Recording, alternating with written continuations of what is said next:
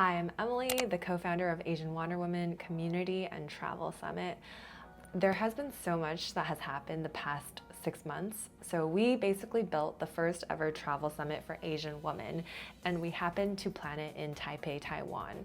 And I think I'm just gonna mind dump everything that's happened because I have capacity now. But for anyone looking to build a summit or a meetup series for their community, this is the place to be. This is where I will tell you everything of how I built it and why we built it and my learnings and the complications and the wins along the way. First off though, I want to show you my badge. This is a badge that we had. I'm so proud of it. I hang it on my doorknob over there just as a reminder that we built the summit and it was an actual event. So let's talk first about the community itself. So Asian Wonder Woman is an online Facebook community group that my co-founder Ivy and I have been building for the past 3 years. It has gone through so many different iterations, being a space for just friends to meet each other in San Francisco, for it to become a place of making social connections and sharing knowledge, information. We also went through a Web3 / DAO phase where we were going to issue tokens to our members so that we could contribute to a certain fund and then pay out business owners, etc. But it just didn't end up working because there was a lot of skepticism around the Web3 space, so that didn't happen. And then fast forward now, 3 years later, it is roughly around 2,200 members. We've kept it small, we've kept it niche because we want it that way. We want it to be very vetted, and you see these 100,000 communities that are very bloated. There's no engagement at all, and there's only ads. I didn't want any of that. I wanted a very niche, specific, connection-focused group, and that was Asian Wonder Woman. And so we've had a lot of conversations, we've had events in different cities, we've had online webinars, we've had build-a-thons, things like that. And there was a need for people to connect in person, and that kind of birthed the idea of building a travel summit. And it's funny because in hindsight, 6 months ago, or maybe 8 months ago, when we were discussing this idea and throwing it around, especially with me and my events director, Joanna, we're like, why hasn't anyone done this before? It's such a great idea. Why hasn't anyone done it before?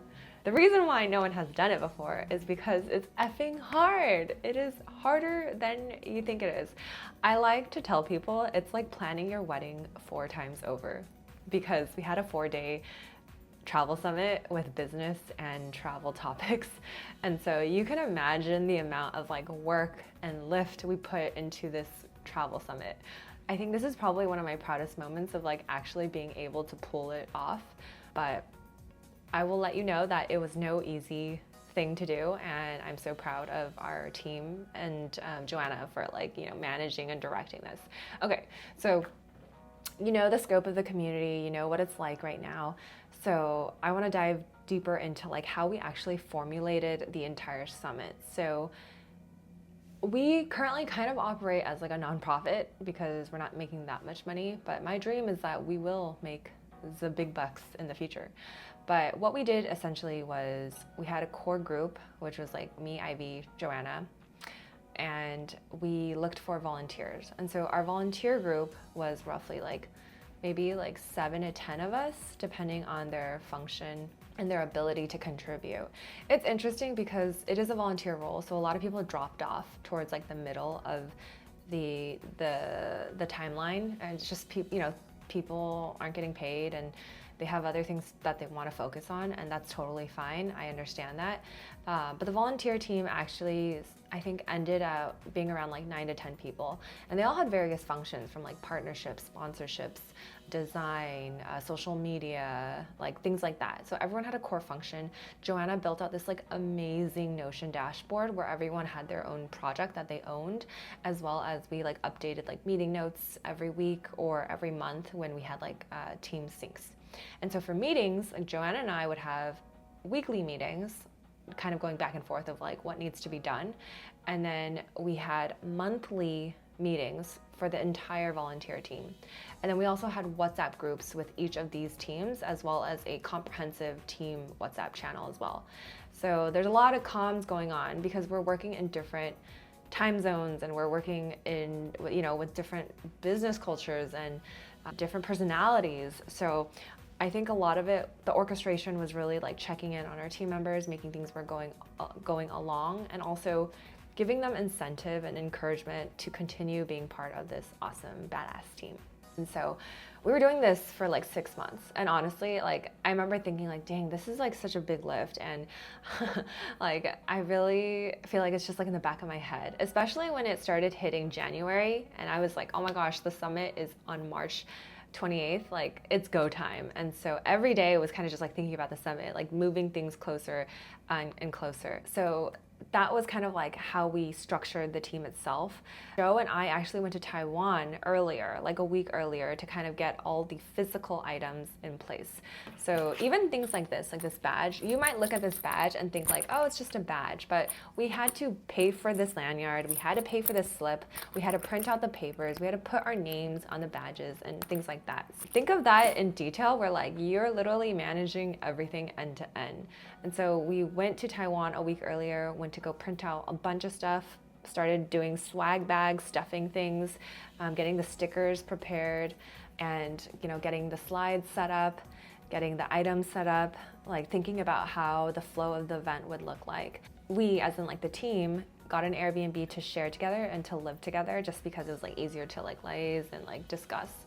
So we also went to like the venue a couple of times to make sure that we knew where things were going to be set up. So usually for events, you work with vendors, right? Vendors who actually take care of everything. Like they take care of the food, they take care of space, like the setup, like photography. You have vendors owning and doing things for you. We didn't. We did everything end to end ourselves. We were the ones putting the chairs out, taking the chairs back in. We were the ones taking photos. I did hire a photographer though. If I wanted to show you what true entrepreneurship was, this was it. We got everything ready and we basically ran the event ourselves. In terms of like the programming and how we got speakers to join in, I actually reached out to Tue, who is the CEO of Remote Year, to picture the idea of like the travel summit that's like the first of its kind, that we needed more recognition in the travel space, especially for Asian women, because to be honest, the travel space, or like the nomading space, or the content creation space is very dominantly taken by white men or people who do not look like us. And so she really loved the idea of having more like diversity and inclusion in the travel space. And so she was like, heck, I'm gonna come and speak. And so she was a keynote. Ivy was a keynote on talking about her non-linear path from like tech to where she is now in ed tech. We had Angela Fang, who is also a founder of a wellness startup, talking about how she like manages to balance everything. And then we had a couple of like panel discussions and coaching sessions.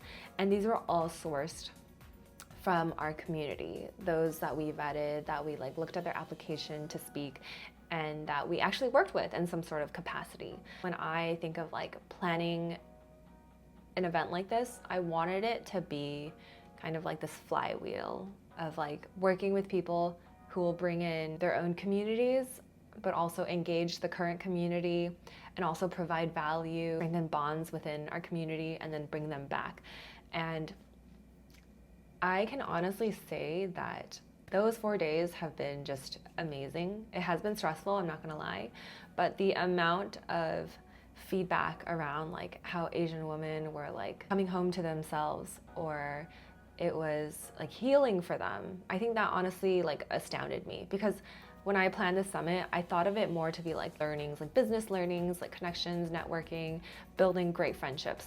But what I didn't anticipate was actually the healing part of it. And a lot of women came to us saying like, you've built a community that has been so magnetic and healing for me, because I was bullied in high school and I never had a group to belong to until now. Or some would say, it's been really lonely being a solopreneur this entire time, where I only focus on my business. I don't have women to talk to and talk about like business things with.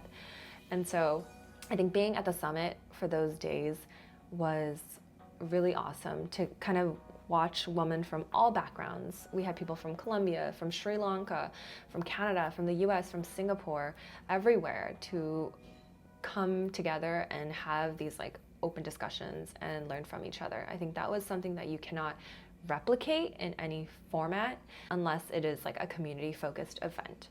And so the scope of the event itself was 2 days of business talks. So we had like a networking event, and then we had like the next day was like keynotes and discussions and panels. And then the last 2 days were purely for like traveling and socializing together. And so it was a really great way of like having people to meet on a professional level, get to know each other, and then through like networking and mixers, they feel more comfortable, and then they like go into traveling together, which really deepens the bonds. In hindsight, when I look at it, it was a lot for the organizers to do 4 days worth of it. Maybe in the future, I will cut it down to like 3 days, or maybe extend it to a certain amount of like time frame, but we're not like doing things like back to back to back, or it's like packed. So I'm really happy with the outcome of the entire travel summit itself.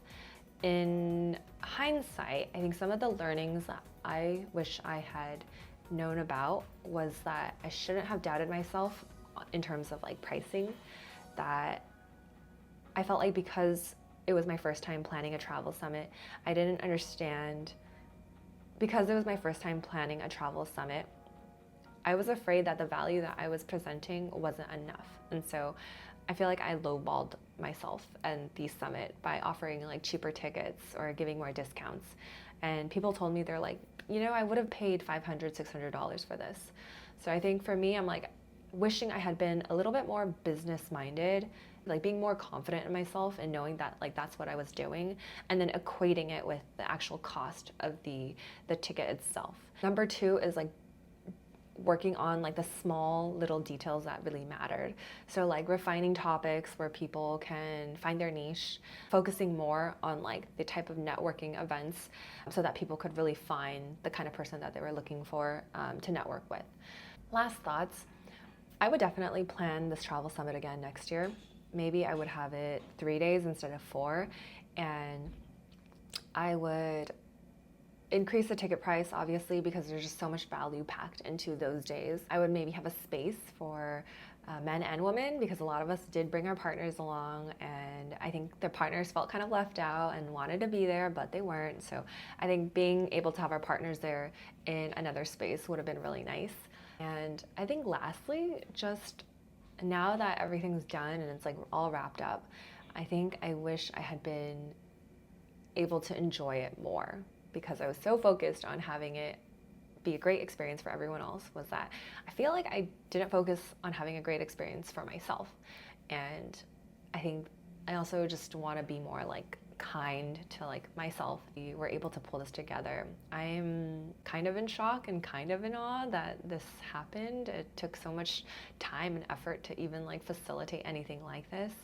I hope that the future only brings forward more of these travel summits and more of these opportunities for Asian women to meet together, because as we get older, having friendships is a lot harder to maintain, and that's just the ugly truth of it, because we're busy, we have things that take priority, but being connected and feeling like you have a community to belong to is so important. It is so integral to our own personal health and our mental well-being.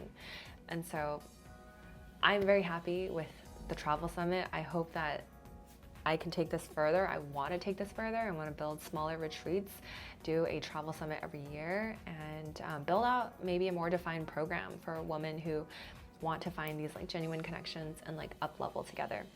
If you are interested in talking to me about building a summit or a community-based event, feel free to message me in the comments below.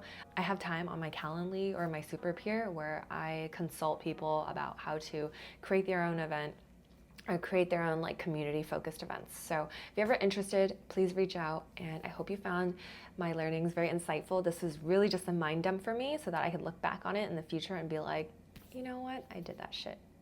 Anyways, subscribe and follow along for more of my business learnings and just relevant community topics. Bye.